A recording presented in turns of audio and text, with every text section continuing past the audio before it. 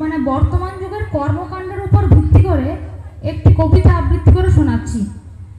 কবি শুভ দাশগুপ্তের কবিতা ভয় কিসে।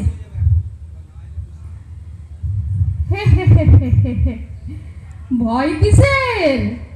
দেশটার নাম ভারতবর্ষ। ভয় পেলে চলবে?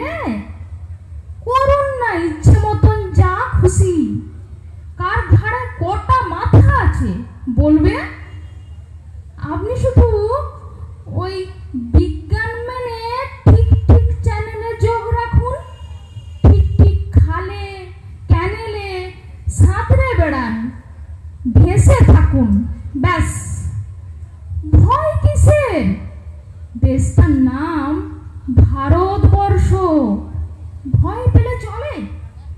লোকে তো কত কি বলে। লোকে বলে ফুটপাত মানে নাকি শনি, হকার, চুল্লু, সাপটা। ময়দান মানে নাকি বেহেল্লা, বেশ্যা আর ঘেরা মাঠে মাফিয়া কর্তা। বিধানসভা মানে নাকি তুমুল হই হল্লা, গালাগালি, পচা ডিম, আর রাজ্যে মুরগি, পটল। এসব কুকথায় কান দিলে চলবে?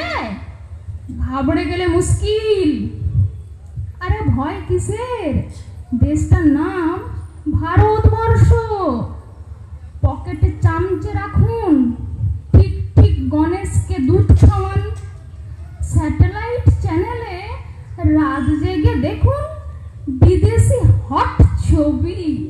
তবে না বাঁচা। তবে ভয় পেলে চলবে? অমুক চন্দ্র তুমুকের কাছ থেকে টাকা নিন।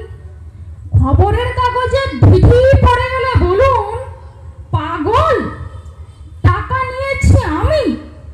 ওসব নেহাত পলিটিক্যাল অপপ্রচার। তারপর তদন্ত চলুক, রাবণের চিতা জ্বলুক, জ্বলতেই থাকুক, আপনি আবার ভাষণ দিতেই থাকুন। ভারতবর্ষের আজ দারুণ সংকট ইত্যাদি।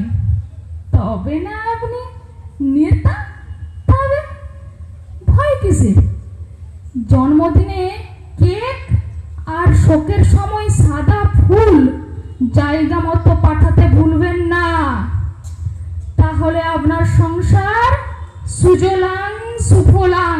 ধরে থাকুন, শক্ত করে খুঁটি ধরে থাকুন, তারপর লড়ে যান। খুঁটির জোরে মেড়া লড়ে। রাজায় রাজায় যুদ্ধ হয়, কিছু মূর্খের লাশ পড়ে। এরই নাম ভারতবর্ষ।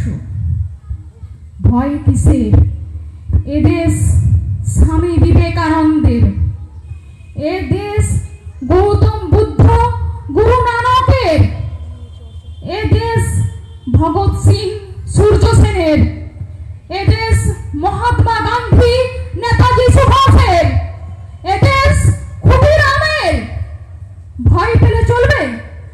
সব মহাপুরুষকে আপনি দেওয়ালে ছবি করে রাখুন, আর আপনি শুধু একে ল্যাং মেরে, তাকে কাত করে, ওকে টপকে নিজের আখের গুছিয়ে যান, ব্যাস। ভয় কিসের? দেশটার নাম ভারতবর্ষ। নমস্কার।